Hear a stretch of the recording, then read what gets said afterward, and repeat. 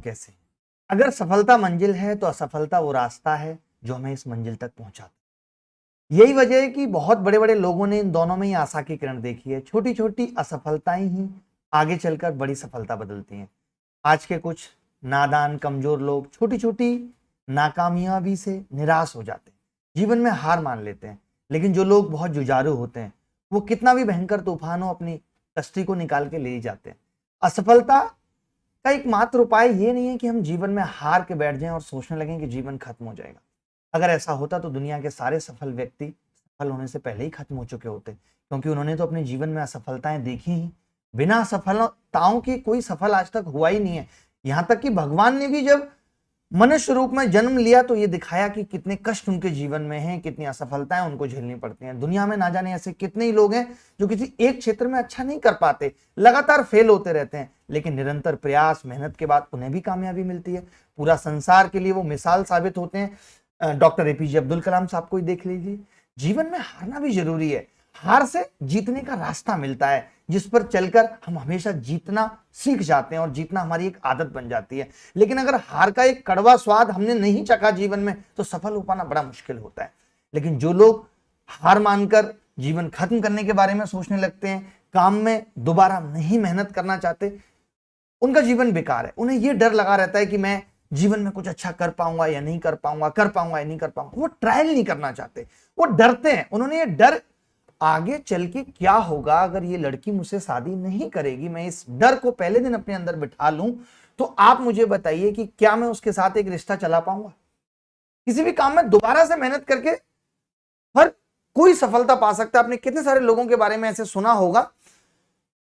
लेकिन अगर आप जीवन में हार मानकर बैठ गए, आपने आगे बढ़ा ही नहीं, तो फिर जीवन में कुछ नहीं मिल सकता, क्योंकि हार मानने वालों के जीवन में सारे रास्ते बंद हो जाते हैं। इसलिए मैं ऐसा मानता हूं कि जीवन में हर किसी को एक मौका खुद को जरूर देना चाहिए। एक मौके के में भी सफलता ना मिले तो फिर दोबारा अपने आप को मौका देना चाहिए। बस आपको यह पता होना चाहिए कि यह रास्ता मेरी मंजिल तक जा रहा है। अगर मैंने धैर्य रखा, पेशेंस रखा, तो ये मुझे मेरी मंजिल तक पहुंचा देगा। लेकिन ये डर से हम बचे कैसे? आप सोचिए कि ये जड़ हमारे जीवन में है क्यों? कि अगर मैं फेल हो गया, आज मैं इतने सारे बच्चों से बात करता हूं, उनसे एक ही बात मुझे सुनने को मिलती है, अगर मैं फेल हो गया तब क्या होगा? तो जीवन में कुछ भी निश्चित नहीं है, सब कुछ सरप्राइज है जीवन में। अगर किसी को सब कुछ पहले से ही पता होता तो जीवन जीने का मजा खत्म हो जाता। मैं नहीं पता कि कल को क्या होगा।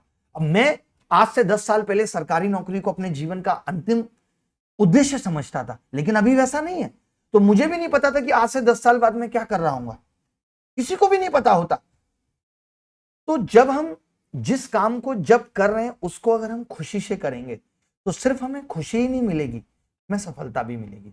लेकिन अगर हम इस डर के साथ कोई काम करेंगे कि अगर ऐसा नहीं हुआ तो क्या होगा, ऐसे लोग, ऐसे समझिए कि जब हम जीवन में कोहरे में चलते हैं तो हमें बहुत कम दूर का दिखाई देता है। हमें यह भी नहीं पता होता कि उस घर के बाद क्या है। लेकिन जब हम उस घर पे पहुंचते हैं तो हमें पता चलता है कि अभी मैं और 100 मीटर चल सकता हूं। यानी जीवन का सीधा सीधा मतलब यह है कि अगर मैंने अभी 1 साल ये टारगेट बनाया हुआ है कि मुझे ये करना है, अब मुझे नहीं पता, मैं अपनी पूरी शिद्दत लगाऊंगा, पूरी मेहनत लगाऊंगा, उसके बाद जो भी होगा अच्छा होगा। कितने सारे ऐसे लोग हैं, आप देख रहे हो आज एजुकेटर हैं जो एसएससी की नौकरी नहीं ले पाए, लेकिन ऐसा नहीं कि उनका जीवन सफल नहीं हो पाया। उन्होंने लगातार मेहनत की, उन्होंने अपने आप को मैथ्स में या इंग्लिश में इतना स्ट्रांग बनाया कि आज लोग उन्हें भगवान मान रहे हैं। कैसे हुआ वो? तो ऐसा नहीं कि जो हम जीवन में सोचेंगे वो सब होता चला जाएगा। अगर ऐसा होता तो 8th क्लास वाली रीना ही हमारी हो चुकी होती, लेकिन नहीं हुआ। रीना की शादी हो गई, आज 2 बच्चे हैं और हम अभी तक कुंवारे बैठ रहे हैं। तो ऐसा कुछ नहीं है कि हम जो भी फर्स्ट स्टैंड पे अपने जीवन में सोचेंगे वो सब कुछ मिल जाएगा। ऊपर वाले को भी मालूम है कि आपको क्या देना है और क्या नहीं देना और कब देना है। जैसे हमारे माँ बाप को पता होता है कि हमें कब कौन सी चीज देनी है, कितने बड़े हो जाएंगे तब बाइक देनी है, ऐसे जीवन का भी नियम सीधा है। भगवान को भी पता है कि कब आपको क्या देना है। तो आपको सोचने की जरूरत नहीं है, हमें बस एक चीज करने की जरूरत है, वो है मेहनत, आत्मविश्वास के साथ दृढ़ संकल्प।